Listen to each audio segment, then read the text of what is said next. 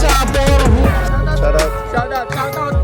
Boris Vlog, amazing. Shoutout sa Four Hoops.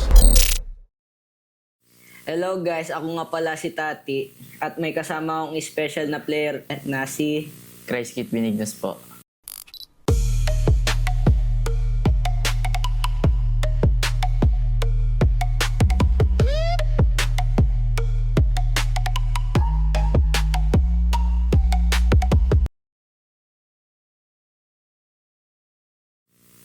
Kamusta ka naman?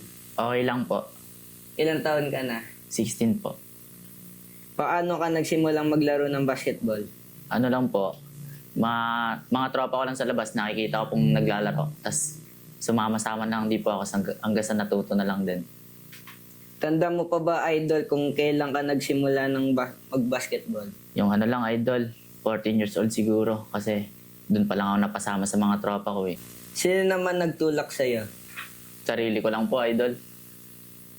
Tanda mo pa ba yung unang ligang sinalihan mo at ilang taon ka nun? Opo, idol. Sa ano po, sa Ampid. Tapos 14 years old po ako nun. May nagsabit lang po sa akin doon.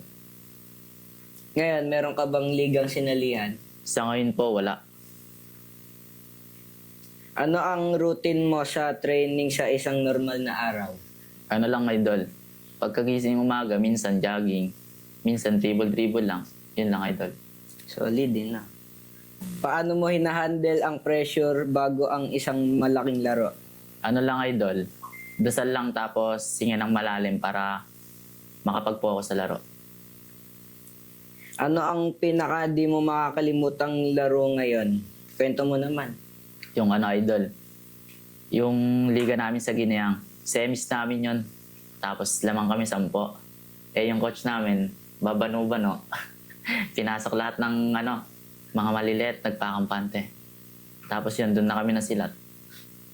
Talo kaya. Talo kami, idol. Ano ang pinakamalaking challenge na hinarap mo sa basketball career mo?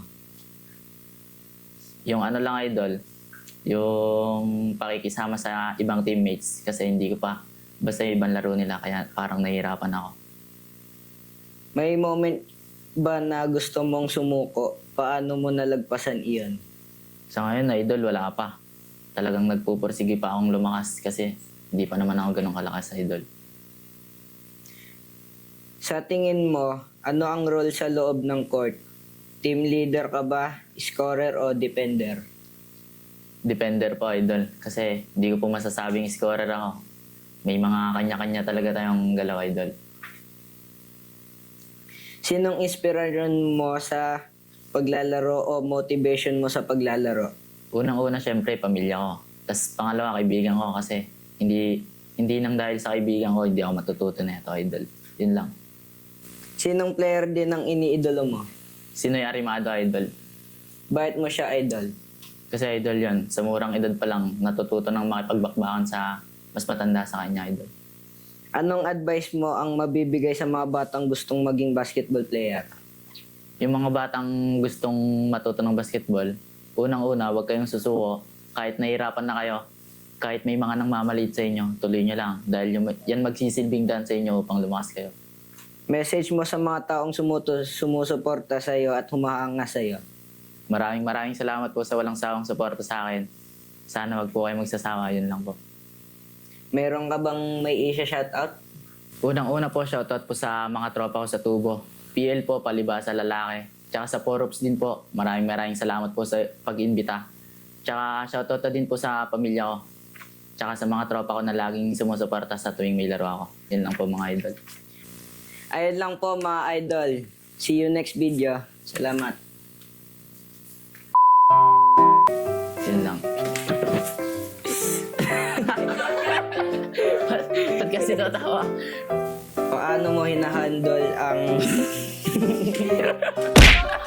Hinahandle. Bakit si Arianda? Arimanado. Maraming salamat po sa pag-imbita. Ulit.